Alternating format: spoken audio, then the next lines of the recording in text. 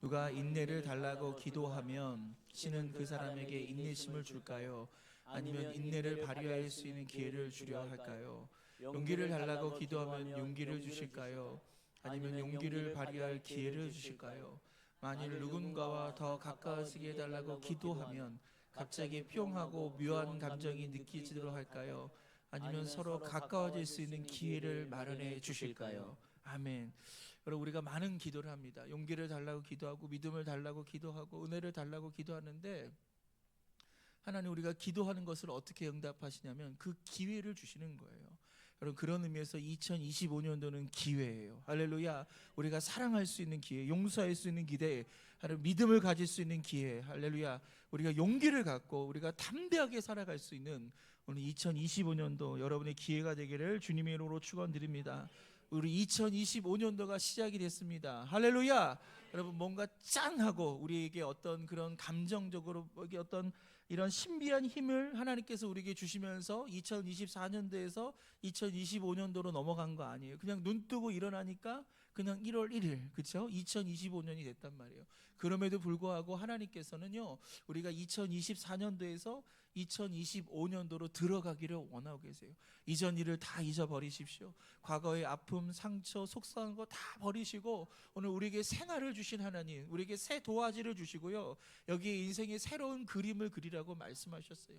근데 이전 것을 잊지 못한 사람은요, 그림을 그릴 수가 없는 거예요. 오늘 하나님께서 주신 이 축복의 이 하루, 오늘 눈이 내렸지 않았습니까? 온 세상이 하얗게 변했는데 오늘 우리의 마음에도, 여러분의 인생 가운데서도 이런 새로운 하나님의 놀라운 은혜가 우리 가운데 함께할 줄 믿으시기를 바랍니다.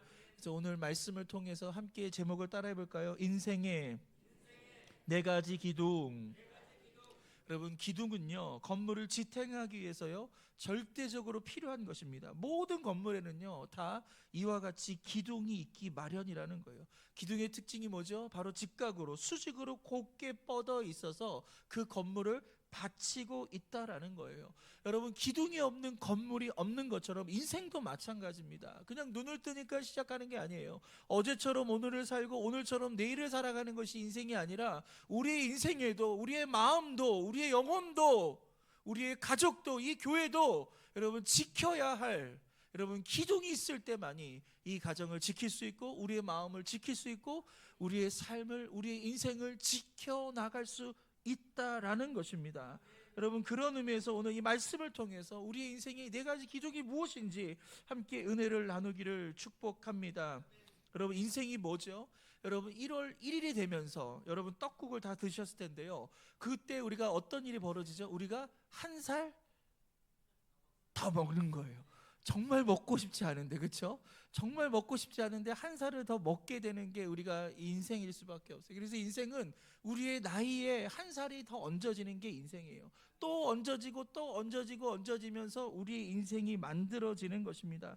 여러분, 나이를 계속 얹고 얹으면, 여러분, 그렇다면 그 인생의 무게를 견디기 위해서는요 더 튼튼한 기둥이 필요하지 않을까요? 우리가 오래 살면 오래 살수록 우리의 인생을 버틸 수 있는 그 강력한 기둥이 있어야 되는데, 어떤 사람은요 그 기둥에 금이가 있어요. 어떤 사람은 그 기둥이 연약해요. 부식이 되고 있어요. 과연 이 건물을 지탱할 수 있을까? 불안한 상태의 기둥도 있다라는 거예요. 그래서 우리가 2025년도 하나님께서 우리에게 주신 이 새로운 인생, 할렐루야, 오늘 이 인생의 길을 걸어가는 데 있어서 하나님은 이 네 가지 기둥을 통해서 우리를 안전하게 해주시고, 할렐루야, 우리를 지켜주시고 우리와 함께 하신 것을 믿으시기를 바랍니다. 우리가 인생을 살다 보면 수많은 무게가 우리를 짓누르게 된단 말이에요. 어려움의 문제가, 질병의 문제가, 속상한 문제가 우리를 짓누르게 되는데, 여러분, 이 기둥이 잘 견고하게 세워 있는 사람들은요 거뜬하게 일어날 수 있는 거예요. 거뜬하게 모든 문제를 해결하며 나가게 된 것을 믿으시기를 바랍니다. 우리 잠언서 1장 2절과 3절 말씀을 읽겠습니다. 시작. 이는 지혜와 훈계를 알게 하며 명철의 말씀을 깨닫게 하며 지혜롭게 공의롭게 정의롭게 정직하게 행할 일에 대하여 훈계를 받게 하며. 아멘. 예, 오늘 우리 말씀은요 우리의 삶 속에 네 가지 기둥, 뭐죠? 지혜롭게, 공의롭게, 정의롭게, 정직하게 이 네 가지 기둥으로 우리 인생을 떠받쳐 나갈 때 하나님께서 우리와 함께 하신다는 말씀을 오늘 하고 있는 것입니다. 오늘 먼저 이 네 가지 기둥을 살펴보겠습니다. 첫 번째는 바로 지혜의 기둥이에요. 여러분 주변에 박사학위 가지신 분 있으신가요? 여러분 지식이 높은 사람, 우리가 인정받을 만한 그런 사람들도 분명히 있을 거예요. 그런데 여러분 박사학위예요. 지식은 많다라고 해요. 그런데 면면이 그 사람의 인생을 살펴보면요, 그가 말하는 거나 행동하는 거나 선택하는 걸 보면요, 어리석기 그지 없는 경우들도 참 많다라는 겁니다. 이 말은 뭐예요? 여러분 지식이 지혜가 아니라는 거예요. 지식은 많지만 지혜롭지 못할 수도 있다라는 것을 말하는 거예요. 여러분 지혜가 뭐죠? 저는요, 지혜는요 바로 이 문제를 해결하는 능력이라고 생각합니다. 여러분 일평생 우리는요 이런 수많은 문제 앞에 서게 되는 거예요. 그 문제를 뚫고 그 문제를 해결하는 것이 우리의 인생이라는 거예요. 여러분 어제의 문제가 있고 오늘의 문제가 있고 내일의 문제가 있지 않습니까? 작년에 문제가 있었다면 여러분 올해 문제가 없나요? 여러분 작년에 문제가 다 해결됐기 때문에 올해는 아무런 문제 없이 우리가 인생을 살아가나요? 그렇지 않죠. 올해 또 우리에게 문제가 오는 거예요. 내년에도 올 수밖에 없는 거예요. 그런데 그 오는 모든 문제를 우리가 헤쳐나가고 그 문제를 우리가 어떻게 풀어나갈 수 있나요? 바로 하나님의 지혜예요. 할렐루야. 그 지혜가 있는 사람 문제를 해결하지만 지혜가 없는 사람은 그 문제 앞에 쓰러질 수밖에 없고요, 그 문제 앞에 그 인생이 더 꼬이고 어려움을 당할 수밖에 없다라는 것입니다. 세상 사람들도 지혜를 말합니다. 그런데 세상의 지혜는요 어떤 지식이랄까요, 경험이랄까요, 어떤 그런 지혜자를 통해서 얻는 건데, 여러분 성경이 말하는 지혜는요 하나님께서 우리에게 주시는 지혜인 거예요. 여러분 이 천지와 온 우주 만물을 창조하시고 시간의 주인이 되어 주셔서 어제나 오늘이나 영원토록 동일하신 오늘 그 하나님께서 인생의 문제를 해결하기 위해서 우리에게 때로는 지혜를 주시고 물질을 주시고 건강을 주신 것을 믿으시기를 바랍니다. 그래서 잠언서 9장 10절 말씀 읽겠습니다. 시작. 여호와를 경외하는 것이 지혜의 근본이요, 거룩하신 자를 아는 것이 명철이니라. 여러분 아멘. 우리가 어떻게 지혜를 얻을 수 있나요? 어떻게 하면 하나님의 지혜가 우리 가운데 임할 수 있나요? 오늘 성경은 분명하게 이렇게 얘기합니다. 여호와를 경외하라. 할렐루야. 여러분 하나님을 경외하시기를 주님의 이름으로 축원드립니다. 하나님을 무시하지 마시고 하나님을 두려워하시고 하나님을 사랑하시고 그분의 말씀을 우리가 붙잡고 그분의 말씀에 순종하며 살아가는 그 삶이 경외하는 삶인 거예요. 그래서 오늘 2025년도 오늘 우리의 인생에 지혜의 기둥이 세워지기 원한다면 여러분 늘 우리가 하나님을 경외하며 믿음 가운데 살 수 있기를 주님의 이름으로 축원드립니다. 여러분 솔로몬은 역사상 가장 지혜로운 왕이었어요. 우리가 모두 다 그렇게 칭송하는 왕으로 우리가 기억하고 있습니다. 그런데 그 솔로몬의 지혜는 어디에서 온 거죠? 그 지혜의 출처가 뭔가요? 여러분 그 지혜의 출처는 하나님이에요. 그가 공부해서 얻은 게 아니에요. 그의 경험으로 얻은 것이 아니라 그가 하나님께 1000번째 예물을 드리잖아요. 1000번째 제사를 하나님께 드립니다. 여러분 1000일 동안의 예배일 수도 있고요, 하루 예배지만 1000마리의 소를 잡는 예배, 둘 중에 어느 것이지 정확하게 성경은 표현하고 있지 않지만 여러분 두 개 다 1000번째라고 표현을 할 수 있는 건데요, 여러분 둘 다 상당한 노력이 필요한 거고요, 상당한 하나님에 대한 경외함이 없으면 할 수 없는 것이 1000번째 예배예요. 여러분 솔로몬은 왕이 되자마자 모든 것을 다 뒤로하고 오직 하나님께만 예배하면서 그분께 집중하면서 그분의 말씀을 듣기 위해서 귀 기울이고 또 귀 기울이고 귀 기울였던 그 세월이 1000일이라는 세월이었고요, 1000번의 제사였다는 거예요. 그때 하나님께서 솔로몬에게 지혜를 주시고 장수하게 하시고 재물을 주시고 하나님께서 놀라운 축복을 주신 것을 믿으시기를 바랍니다.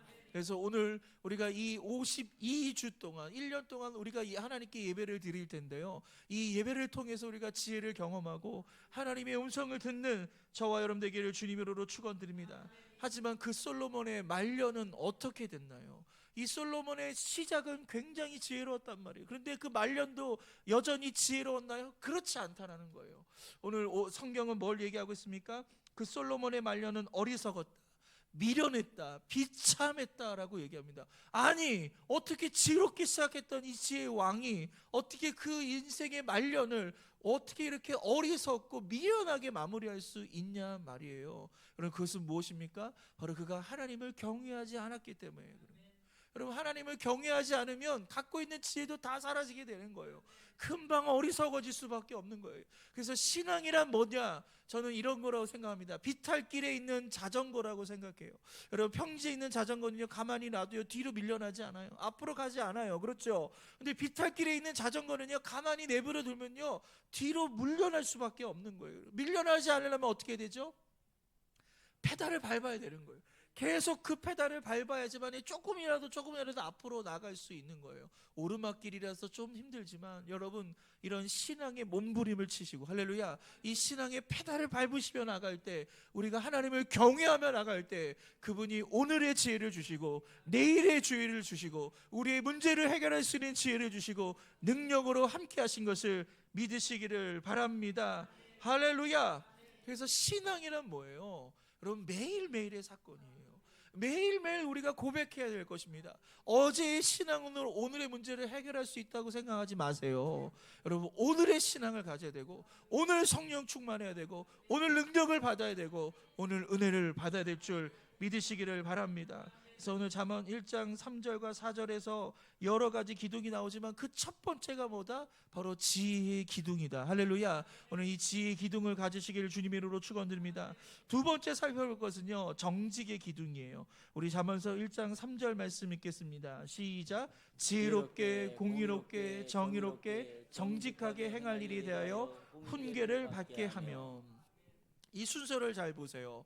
여러분, 첫 번째가 지혜예요. 그 다음에 공이고 정이고 그 다음에 마지막이 정직이란 말이에요. 그러니까 가장 이 네 가지 중에서 가장 먼저 나온 게 가장 중요한 거예요. 그러니까 지혜가 가장 중요한 거예요. 아셨죠? 여러분, 지혜를 하나님께 구하시기를 바랍니다. 우리가 물질도 구해야 되고 건강도 구해야 되고 자녀의 축복도 구해야 되지만 진짜 구해야 될 것은 지혜를 구해야 돼요. 주님, 지혜로운 목회자가 되게 해주세요. 지혜로운 장로가 되게 해주시고 지혜로운 성도가 되게 하여 주시옵소서.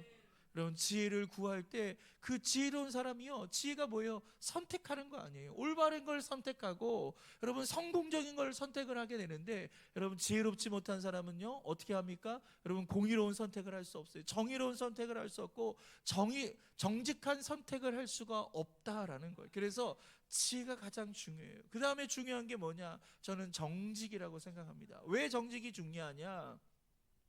여러분, 공의는요, 이런 사회와 국가에 대한 거예요. 이 사회가 공의로운가, 이 사회가 공의로운가, 이 국가가 공의로운가에 대한 문제고요. 여러분, 정의는 그거보다 조금 작은 단체인 여러분, 우리의 공동체라든지 우리 교회에 해당하는 거예요. 우리 교회가 과연 정의로운가, 우리가 이렇게 표현할 수 있는 거예요. 정직은 뭐냐면 지극히 개인적인 거예요.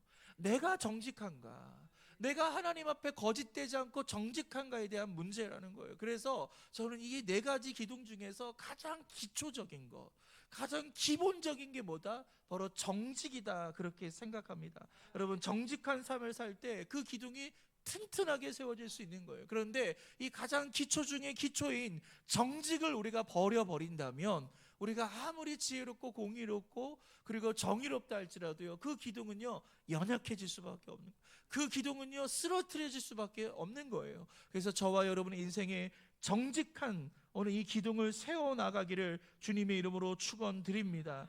할렐루야. 그래서 우리가 지혜로운 사람은요, 손해를 보더라도요, 우리가 공의를 선택하고 정의를 선택하고 정직을 선택하게 되는 것입니다. 그런데 미련한 사람은 어떻게 되죠? 어리석은 사람은요, 눈앞에 있는 이득을 위해서 여러분 거짓말을 해요. 지금 이 위기를 잠깐 모면하기 위해서 거짓말을 하게 됩니다. 그래서 더 큰 화를 당하고 어려움을 당할 수밖에 없는 것입니다. 우리 전도서 7장 29절 말씀을 같이 읽겠습니다. 시작. 내가 깨달은 것은 오직 이것이라.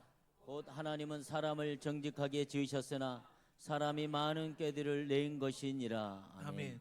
여러분, 전도서는 우리의 인생에 대한 아주 깊이 있는 통찰력을 우리 가운데 제공을 한단 말이에요. 인생이 뭐냐? 굉장히 깊이 있는 통찰력을 우리 가운데 제공하는데, 오늘 전도서 7장 29절은 뭐를 얘기합니까? 내가 깨달은 것이 한 가지 있는데, 그게 뭐예요? 바로 하나님께서 사람을 어떻게 하게 지으셨다고요? 정직하게 지으셨다. 여러분, 우리 모두 어떻게 지으셨어요? 정직하게 지었단 말이에요. 그런데 시간이 지나면서 성장하면서 나이를 먹으면서 세상을 살면서 여러분, 그 정직이 어떻게 됐습니까? 사람들이 많은 꾀를 내기를 시작하는 거예요. 그 위기를 모면하려고 그러고 지금 당장 내 눈앞에 있는 이득을 취하기 위해서 사람을 속이고요, 그렇게 거짓말하고 그렇게 거짓된 인생을 살아가는 경우가 있다라는 것입니다. 사랑하는 성도 여러분, 2025년도 여러분 복받기를 원하십니까? 여러분 정직하십시오. 우리 스스로에게 우리 한번 다짐할까요? 정직하게 살겠습니다. 그래서 영국 격언에 이런 말이 있습니다. 같이 읽겠습니다. 시작. 하루가 즐거우려면 이발을 하고, 일주일이 즐거우려면 결혼을 하고, 1년이 즐거우려면 집을 사고, 평생 행복하려면 정직하라. 어제 제가 이발을 했어요. 하루 종일 즐거웠습니다. 네, 이발을 하면 즐거운 거예요. 결혼하면 그 결혼의 그 즐거움의 유통기한이 며칠이라고요? 여러분 일주일밖에 안 되는 거예요. 여러분 집을 사도 1년밖에 안 되는데 평생 우리가 행복해질 수 있는 유일한 방법이 뭐라고요? 정직이다. 여러분 2025년도가 어떤 해가 되기를 원하십니까? 여러분 2025년도가 행복하길 원하십니까? 정말 행복하길 원하십니까? 그러면 정직하십시오. 여러분 결정적인 순간에 정직하십시오. 여러분이 손해를 보는 한이 있더라도 정직을 선택하며 나갈 때 하나님이 다 들여다보는 거예요. 아, 얘가 정직을 선택했구나, 정직의 기둥을 세워갔구나, 얘에게 복을 줘야지. 하나님은 그런 하나님이시라는 거예요. 여러분 악한 원수 마귀의 특징이 뭡니까? 마귀는요 거짓의 영이에요. 그래서 거짓말하면요 마귀가 득달처럼 그 사람에게 달려들어가지고요 그 사람의 운명을요 파멸로 이끌어갈 수밖에 없는 것입니다. 여러분 미국의 유명한 표춘지라고 하죠. 이런 경제지인데요, 이 표춘지에서는요 500대 기업, 세계 500대 기업에 그중에 100명의 경영인과 인터뷰한 내용을 실어놨어요. 그 질문이 뭐였냐면, 당신은 어떻게 세계적인 기업의 경영인이 됐습니까? 어떻게 이 높은 위치까지 설 수 있었습니까? 어떻게 최고의 자리에 설 수 있었습니까? 라는 질문을 던졌는데 여기에 다 각자 답이 다를 거 아니에요. 100명 다 답이 다를 거예요. 다 이것 때문에 저것 때문에 여러 가지 답을 하는데, 근데 공통적인 답이 하나가 있었어요. 그 공통적인 답이 뭐냐? 바로 오직 정직함만이 정상에 오를 수 있게 해주며, 거짓되는 순간부터 추락하게 됩니다. 여러분 이 세상의 탑, 이 세상의 최고의 경영자까지 올라간 사람들은요 이걸 알고 있는 거예요. 이 중간에 애매한 사람들은요 그냥 부정직하고 이렇게 둘러먹고 속여도 내가 이렇게 누리며 산다라고 얘기하지만, 최고의 자리에 올라서려면요 우리가 정직해야 되는 거예요. 하나님은 정직한 사람을 축복해 주시고 정직한 사람에게 능력을 주신 것을 믿으시기를 바랍니다. 두 번째로 우리가 살펴볼 것은 이 네 가지 기둥, 한번 따라할까요? 여러분 지혜롭게, 공의롭게, 정의롭게, 정직하게, 이 네 가지 기둥을 딱 세워나가는 우리 2025년이 되길 원하는데, 이 네 가지 기둥에 대한 우리의 태도, 우리의 인생의 태도가 어떻게 되는가? 첫 번째로는요 바로 훈계를 받아야 한다는 거예요. 여러분 훈계를 받으시기를 바랍니다. 우리 잠언서 1장 2절과 3절 말씀을 읽겠습니다. 시작. 이는 지혜와 훈계를 알게 하며 명철의 말씀을 깨닫게 하며 지혜롭게 공의롭게 정의롭게 정직하게 행할 일에 대하여 훈계를 받게 하며. 아멘. 여러분 잠언서 1장 2절과 3절에는요 그 중간에 네 가지 기둥이 나와요. 지혜롭게, 공의롭게, 정의롭게, 정직해라, 이 네 가지 기둥이 나오는데 그 앞에 뒤를 뭐로 감싸고 있냐면, 여러분 앞에 첫 번째 문장이 뭡니까? 이는 지혜와 훈계를 알게 하며, 그리고 마지막은 뭐예요? 훈계를 받게 하며 라고 써 있는 거예요. 그러니까 우리가 이 네 가지 기둥에 대한 우리의 삶의 태도는 뭐냐면 훈계를 받으라는 거예요. 여러분 지혜에 대한 훈계를 받으십시오. 공의에 대한 훈계를 받고요, 정직과 여러분 정의에 대한 훈계를 우리가 받을 수 있는 저와 여러분 되기를 축복합니다. 여러분 훈계하는 삶도 좋아요. 우리가 나이가 들고 우리가 연륜을 갖고 어떤 지식을 갖고요, 어떤 리더가 되고요, 어떤 높은 지위에 오르게 되면요 우리가 누군가를 훈계하는 위치에 서잖아요. 야 이건 이렇게 하는 거야, 저렇게 하는 거야, 인생은 이렇게 사는 거야. 이렇게 훈계하는 삶도 참 좋지만 여러분 훈계를 받는 것을 하나님이 기뻐하신 것을 믿으시기를 바랍니다. 여러분 하나님의 말씀을 받으시는 저와 여러분 되기를 축복합니다. 여러분, 상대방을 이기는 것이 잠언의 목적이 아니에요. 인생의 성공을 하여 우리가 부를 거머쥐는 것이 여러분 잠언의 목적의 진정한 목적이 아닙니다. 여러분, 잠언의 목적은 무엇인지 아십니까? 바로 하나님의 자녀로서 우리가 하나님을 기쁘시게 하는 그 삶을 살아가도록 우리를 돕는 거예요. 그래서 그 잠언이 우리에게 뭘 얘기하냐면 그 훈계를 받아들이라는 거예요. 그 훈계를 버리는 사람이 되는 것이 아니라 아유 나 안 들을 거예요 라고 이렇게 얘기하는 사람이 아니라 여러분, 하나님의 말씀을 듣는 저와 여러분 되기를 주님의 이름으로 축원드립니다. 미련한 것과 지혜의 차이는 뭐예요? 지혜는 훈계를 들을 줄 아는 사람입니다. 근데 미련한 사람은 뭐예요? 도무지 들으려고 하지 않습니다. 제 뜻만 고집하고 잘못된 점을 고치지 않는 사람, 여러분 그 사람이 미련한 사람이라는 거예요.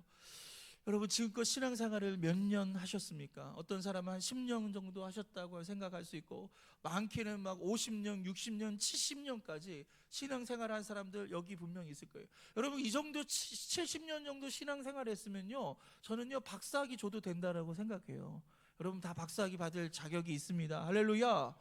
여러분, 그러니까 이 여러분의 신앙의 수준이 상당히 높은 거라는 거예요. 고수라는 거예요. 그런데 우리가 신앙생활하면서 나는 고수야, 나는 박사학위야, 이렇게 우리가 인생을 살아가는 것이 아니라 겸손하게 우리가 들을 수 있는 준비를 해야 된다. 하나님의 말씀을 경청하는 지혜가 우리 가운데 필요하다.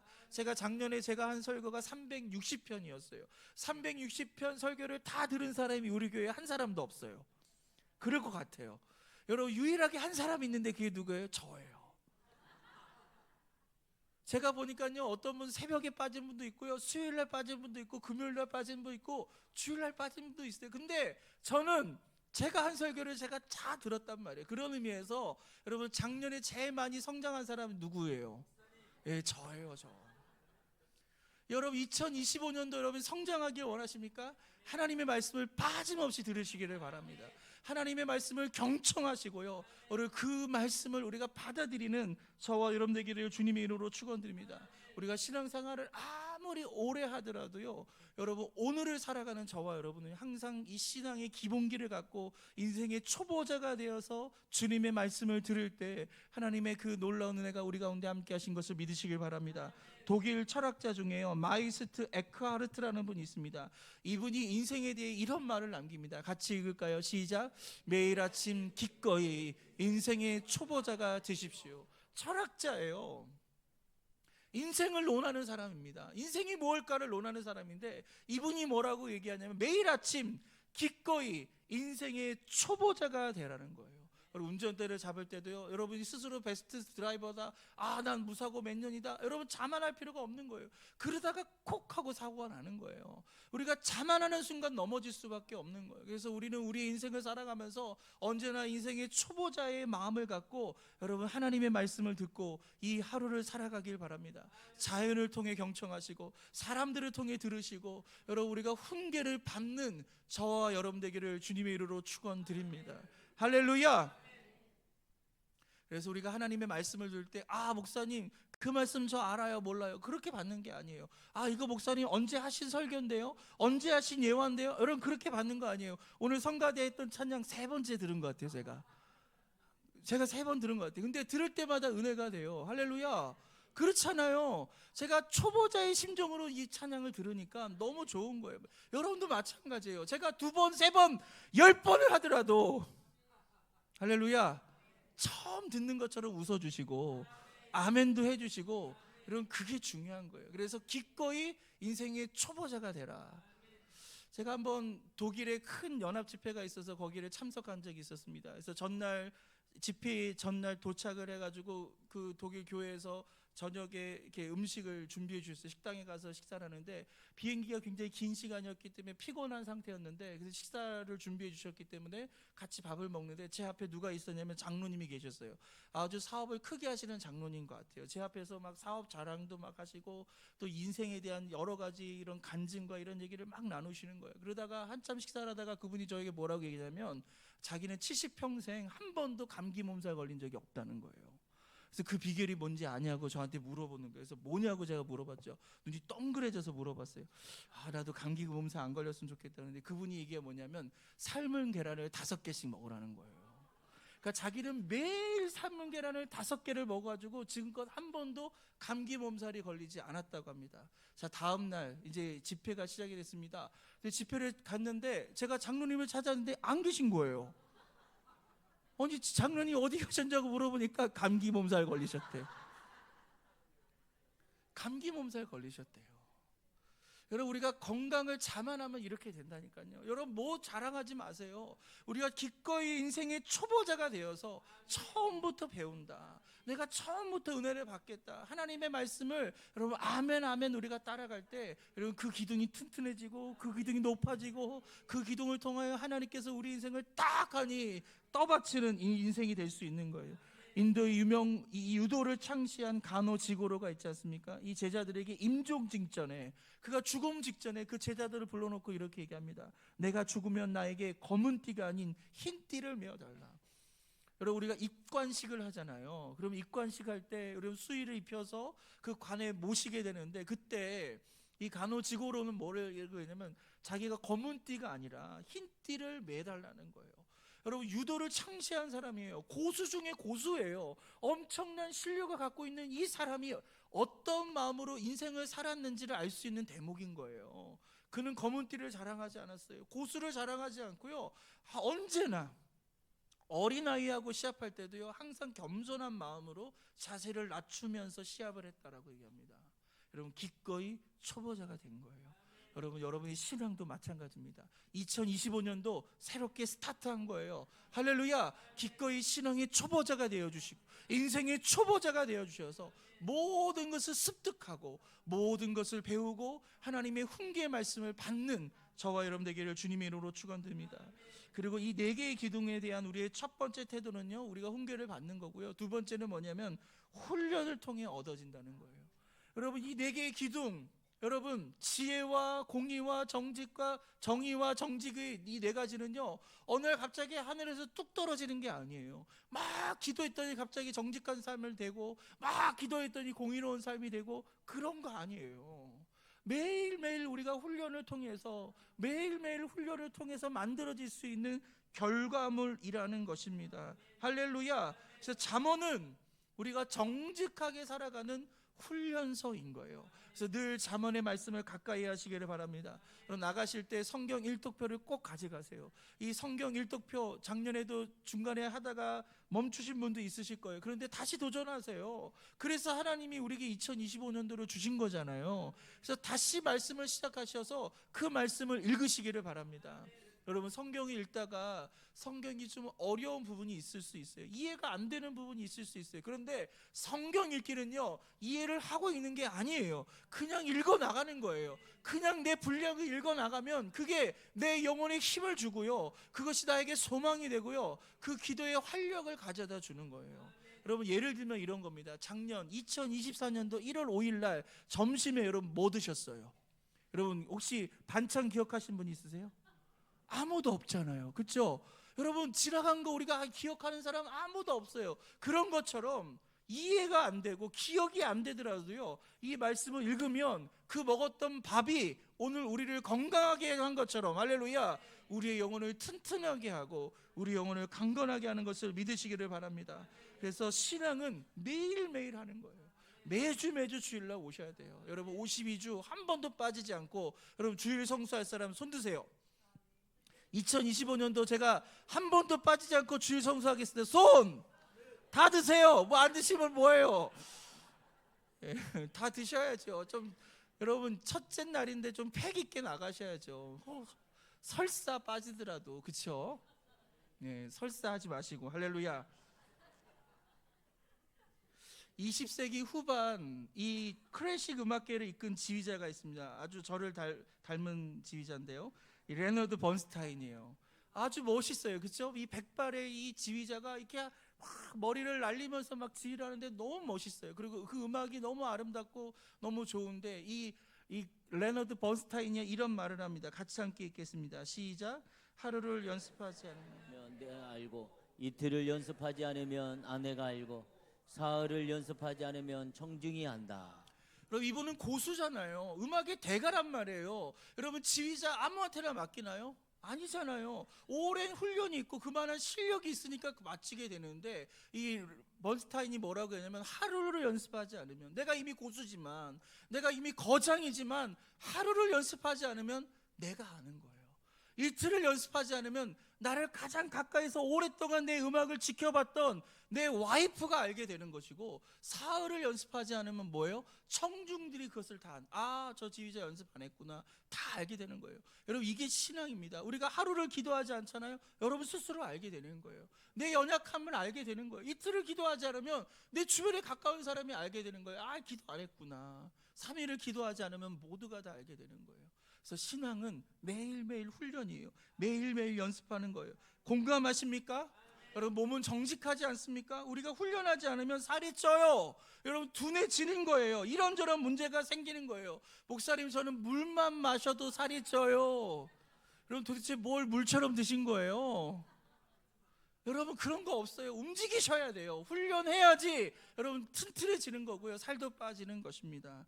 여러분, 어떤 학생이 몸이 너무 약해가지고 늘 반 친구들한테 얻어맞고 다니는 거예요.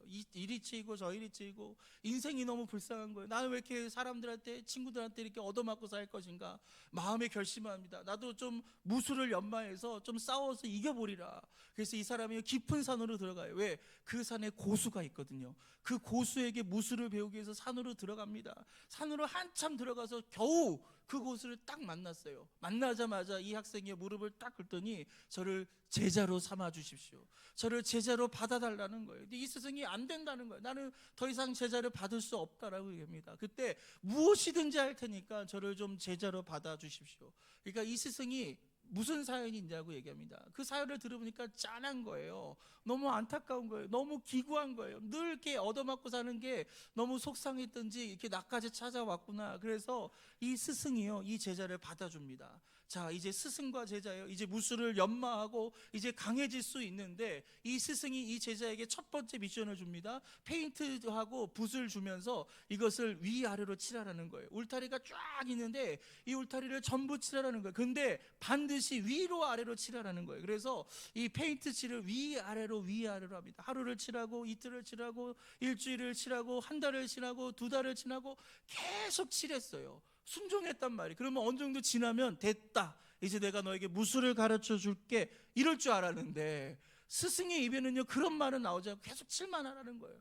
그러니까 이 친구가 그냥 붓을 그냥 던졌어요. 이거 뭐냐, 당신은 나를 가르칠 뭐 그런 마음이 준비가 안 된 것 같다 그러면서, 나 그냥 내려가겠다 그럽니다. 좋다, 그럼 내가 두 번째 내가 알려주겠다. 그 뭐냐 이렇게 얘기하니까 걸레를 던져주는 거예요. 그래서 걸레로 여러분 항아리를 보여주면서, 이 항아리를 다 닦는데 이번에는 이렇게 닦으래. 한번 같이 해볼까요? 이렇게 한번 해주세요. 이렇게, 그렇죠? 이렇게 닦으라고 가르쳐줍니다. 그래서 하루를 닦고, 이틀을 닦고, 한 달을 닦고, 또 계속 닦는데, 도대체 무술은 가르쳐주지 않고 계속 항아리만 번쩍번쩍 빛나게 되는 거예요. 그래서 이 학생이요, 이제 때려치우겠다고 그냥 모든 걸 다 던지고 이제 스승에게 작별 인사하고, 저 이제 갈 거예요. 당신은 나한테 가르칠 수 있는 거 아무것도 없는 것 같아요. 그리고 가려고 하는데, 그때 이 스승이요 지팡이를 하나 들고 있거든요. 근데 그 지팡이를 공중으로 해가지고 그 학생을 향해서, 머리를 향해서 있는 힘껏 확 내리치는데, 이 학생이 자기도 모르게 확 하고 막은 거예요. 지금 뭐 한 거예요? 페인트 칠한 거예요. 페인트 칠. 그리고 이 스승이 갑자기 옆구리를 향해서 그 지팡이를 확 쓰려고 던졌는데, 갑자기 이렇게 막은 거예요. 지금 뭐 한 거예요? 걸레질한 거예요. 여러분, 실력은요 하루아침에 만들어지는 거 아니에요. 그 무수한 시간, 인고의 시간들, 그 단순한 거, 그거를 반복하면서 여러분 그 실력이 만들어지는 거예요. 신앙에는요 지름길이 없습니다. 신앙의 정도예요. 할렐루야. 오늘 기도하지 않으면 오늘 우리가 응답받을 수가 없는 거예요. 오늘의 문제를 해결할 수가 없는 거예요. 여러분, 그렇게 늘 기도하시고, 할렐루야, 늘 기도하시고, 늘 열심히 여러분 성경 읽으시고, 하나님 말씀 가운데 믿음으로 나가기를 주님의 이름으로 축원드립니다. 여러분, 훈련하는 것만 남게 되어 있는 것입니다. 이제 마지막 결론입니다. 그렇다면 제가 앞서서 이 네 가지 기둥 중에서 두 가지만 다뤘어요. 첫 번째가 뭐죠? 지혜의 기둥. 마지막이 뭐죠? 가장 기본적인 거, 정직의 기둥을 세워라. 두 가지를 얘기했단 말이에요. 나머지 두 개는 뭐예요? 공의와 정의예요. 근데 이 공의와 정의에는요, 둘 다 똑같이 의라는 단어가 들어가 있습니다. 이 의가 뭐예요? 옳다, 오를 의자라는 거예요. 그런데 이 한자를 잘 살펴보세요. 이 오를 의자는요, 나 아자 그 위에 뭐가 있어요? 양이 한 마리가 올려져 있는 거예요. 그러니까 이 나 위에, 내 머리 위에 뭐가 올려져 있다고요? 양 한 마리가 올려져 있는 게 뭐다? 의라는 단어라는 거예요. 옳다라는 것은 나 위에 양 한 마리가 얹어진 거다. 여러분, 예수 그리스도는요, 어린 양으로 오셨어요. 할렐루야. 어린 양으로 우리를 대속해서 이 십자가에 못 박혀 죽으신 것을 믿으시기를 바랍니다. 이 한자는 표의어란 말이에요. 이 한자를 개발한 사람이 여러분 성경적인 지식을 갖고 있었던 사람이라고 저는 생각하지 않습니다. 하지만 어떻게 하다 보니까 이렇게도 해석이 가능하더라는 거예요. 이 오를 의자라는 게 뭐라고요? 내 위에 예수 그리스도를 모셔야지만이 우리가 공의로운 삶을 살 수 있고, 내 위에 예수님을 모시고 그분의 지시를 따르고 그분의 인도함을 받고 살아갈 때 내 삶이 정의로울 수가 있다라는 거예요. 여러분, 어떻게 인생을 살아가고 있습니까? 내 마음대로 내 뜻대로 인생을 살지 않습니까? 내 계획과 내 고집을 앞세우면서 살아가지는 않습니까? 여러분, 하나님을 여러분의 삶의 주님으로 염두에 두고 계십니까? 하나님의 그 말씀이 내 삶의 인도함을 받는다고 여러분 순종하고 계십니까? 여러분, 오늘 우리가 정말로 주님을 우리의 삶으로, 우리의 삶에 모셔드리고 그분을 따라갈 때 진정한 의의 삶을 살아갈 수 있는 거예요. 공의롭고 정직한 삶을, 우리가 정의로운 삶을 우리가 살아낼 수 있는 것입니다. 오늘 우리가 성찬 예배로 하나님께서 우리를 불러주셨어요. 2000년 전의 사건이에요. 근데 그 사건이 오늘 하나님은 말씀을 통해 뭐라고 하냐면 이것을 기념하라고 얘기합니다. 우리가 그것을 기념할 때 성령께서 역사해 주셔서 2000년 전에 그냥 과거의 역사가 아니라 오늘 살아 움직이는 하나님의 말씀으로 우리 안에 역사하시는 거예요. 그래서 우리가 그 찢기신 몸인 떡을 먹고 그 흘리신 피를 상징하는 포도주를 우리가 마실 때, 여러분, 그것을 먹고 마시는 거는 우리 안으로 느는 거예요. 우리의 인생 안으로 느는 거예요. 주님을 우리 안에 모셔드리는 행위라는 거예요. 여러분, 그것을 통해서 여러분 우리가 정직하게 살고, 할렐루야, 정의롭게 살아가고, 우리가 공의롭게 살아가고, 우리가 지혜롭게 살아가는 저와 여러분 되기를 주님의 이름으로 축원드립니다. 이 네 가지 기둥을 여러분 마음 가운데 꼭 우리가 세워나가고 여러분 믿음으로 나가기를 주님의 이름으로 축원드립니다.